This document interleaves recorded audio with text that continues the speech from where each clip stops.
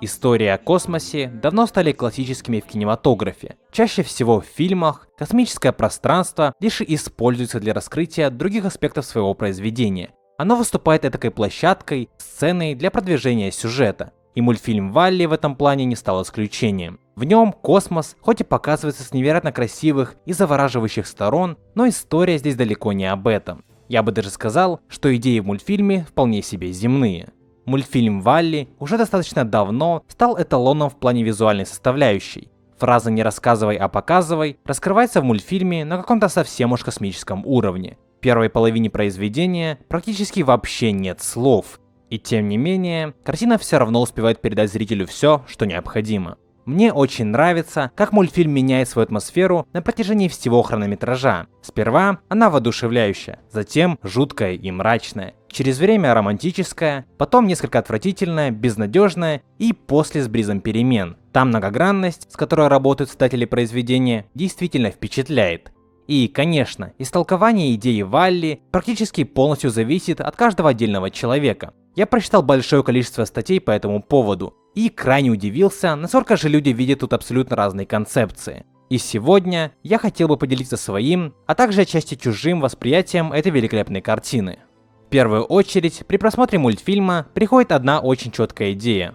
Это наше будущее. Вся история будто говорит нам об очевидных плохих сторонах нашей системы, то есть потребительского капитализма. О том, что мы загрязняем окружающую среду, из-за чего в итоге будем вынуждены покинуть эту планету. Валли и Ева, без сомнений, это библейские Адам и Ева. Корабль Аксиома — это Ноев ковчег. Это самые понятные вещи в мультфильме, я уверен, что каждый это увидел. Но все же, такой взгляд на картину невероятно поверхностный. И я бы хотел несколько углубиться в то, что мультфильм может поведать нам на самом деле.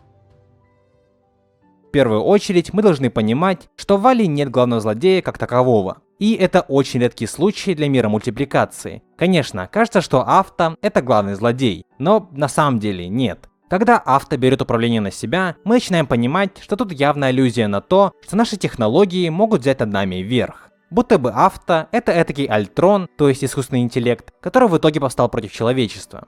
Но все не совсем так. Авто здесь просто выполняет приказ того же человека. Самый первый капитан корабля дал Авте вполне очевидный приказ — двигаться по определенным координатам. Она не принимает собственных решений, поэтому она не является злодеем. В обычных мультфильмах все беды происходят от одного главного виновника, но в Валли все не так. Мы привыкли смотреть за событиями на экране, зная, что вот тот злой парень является главным родоначальником всех проблем человечества. Но это не имеет ничего общего с тем, что происходит в Валли, и, наверное, с тем, что происходит в нашем мире. Ведь редко бывает, что один человек является главным злодеем. Есть две версии, кто является главным антагонистом мультфильма. В одной из них это люди, а в другой — наша социальная система. И мне кажется, что обе эти версии имеют место быть, поскольку мы, люди, сами создаем наши системы. Если мы посмотрим на жизнь обитателей Аксиомы, то многие параллели с нашим реальным миром становятся довольно общепонятными. Люди здесь живут только лишь с целью потреблять. Каждое их действие продиктовано сверху. Все, что они делают, это едят, спят и живут у пути наименьшего сопротивления. То есть, как бы плывут по течению.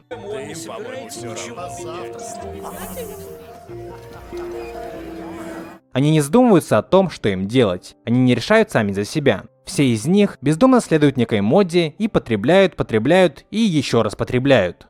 И такой утопической, хотя скорее антиутопической жизни приходит конец, когда появляется один ключевой персонаж — Валли. Именно он запускает бесповоротный процесс для жителей Аксиомы. И дело даже не в растении, которое он сохранил, а в том, что Валли впервые заставляет людей посмотреть на свою систему открытыми глазами.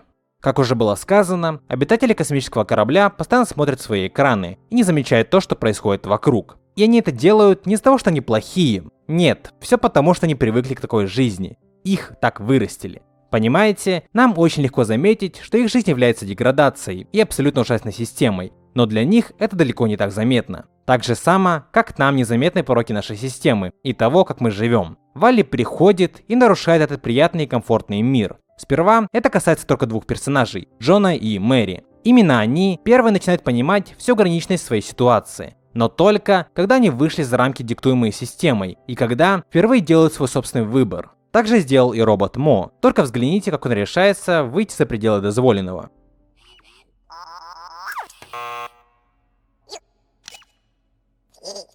Нам, людям, всегда сложно и, что самое главное, не хочется делать самостоятельный выбор. Потому что если ты примешь свое собственное решение, то тебе придется нести за него ответственность. Людям куда легче жить, когда за них все решают, когда для них отведены специальные линии, по которым им нужно двигаться. Это объясняет, почему народ так склонен рассчитывать на правительство и, в частности, на каких-то определенных людей, будто президент, начальник на работе или просто авторитетная личность. И большая часть людей нашей планеты так и живет. Им кажется, что у них нет выбора, но он у них есть. Мы вольны действовать так, как пожелаем. Если, конечно, это не противоречит здравому смыслу, общепринятым установкам морали и закону. Сейчас у нас есть огромнейшее количество вариантов, по которым можно двигаться в жизни. Их число близко к бесконечности. Но большинство людей предпочитает двигаться по пути, который для них кто-то уже начертил, словно линии на аксиоме.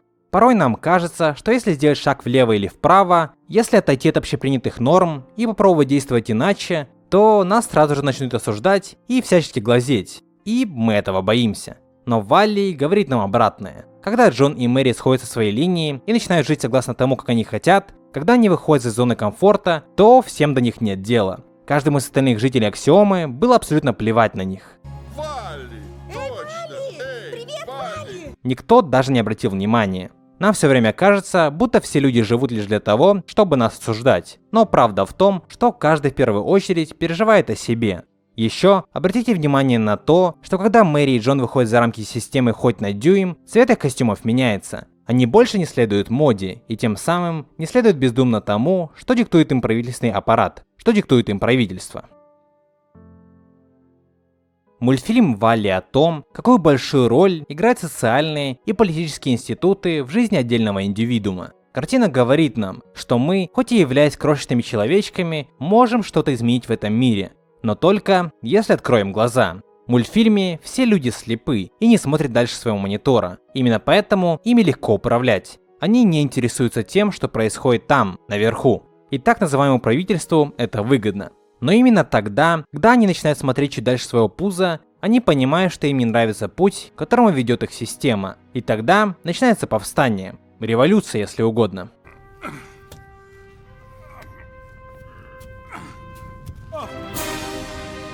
Мы склонны жить в любых условиях и принимать это за норму. Ведь нас так выучили. Все люди поступают так же. И нам самим кажется, что все так и должно быть. Но Валли говорит нам, что даже если все поступают определенным образом, то это не значит, что это правильно. И ты можешь это изменить. Не сам, конечно, но изменение начинается с одного человека. Знаете, когда я приезжаю назад из-за границы, в частности из Европы в свой родной город, мне очень сложно в первое время. Первые несколько недель я не могу понять, как люди могут жить в таких условиях. Но вот приходит месяц, и я уже не замечаю этого. Мне кажется, что все нормально, и в принципе все так и должно быть. Когда долго находишься в болоте, то перестаешь замечать его.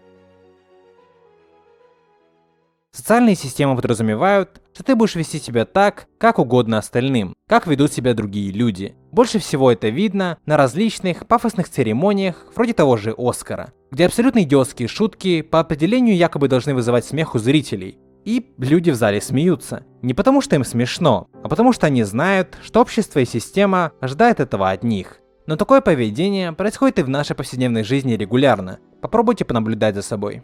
Еще Валли показывает важность восприятия иного мнения и других концепций, которые были для тебя чужды и, возможно, даже противоположны твоим взглядам. Многие, зная, что есть альтернативное и даже противоположное мнение их идеям, желают не встречаться с ним. Они живут в своей парадигме и не позволяют ничему ее изменить. Но мир работает не так. Мы обязаны искать и выслушивать иные точки зрения и идеи. Только так мы сможем прийти к правде, которую скрывает наш мир. Я очень часто вижу это под некоторыми своими видео. Например, под моими роликами о второй Кунг-фу Панде или о франшизе тачек. Мне многие писали в комментарии и в личные сообщения, что они даже не нажимали на ролик, ведь не хотели слышать то, что не соответствует их представлениям. Валли говорит нам, что твоя идеология вполне может быть ошибочной. Взгляни на людей вокруг, у каждого свои собственные взгляды, религиозные, философские, и многие из них противоречат друг другу. Какова вероятность того, что именно твой взгляд на мир является истинным? В Валли много различных идей и смыслов. Даже название корабля, аксиома, имеет определенный смысл. Слово аксиома – это некое утверждение, которое принимается за истинное без доказательств. Получается так, что для жителей аксиомы, аксиомой выступает то, что они не должны возвращаться на Землю. Для них аксиома – это их система, она для них непоколебима. Ваш родной домик. Поколение за поколением они жили на этом космическом корабле. Никто не задумывался всерьез, чтобы вернуться назад. Об этом заявлял еще первый капитан корабля. Все люди на Аксиоме живут по тому сценарию, который написали их предки сотни лет назад. Они живут в системе, которая была создана уже 700 лет назад. И они просто пользуются этим. Представьте, если бы мы жили по принципам, которые были сформированы, скажем, в 14 или 15 веках. Ну, нас, скорее всего, бы не было. Нас бы уничтожила болезнь по типу чумы или инквизиция.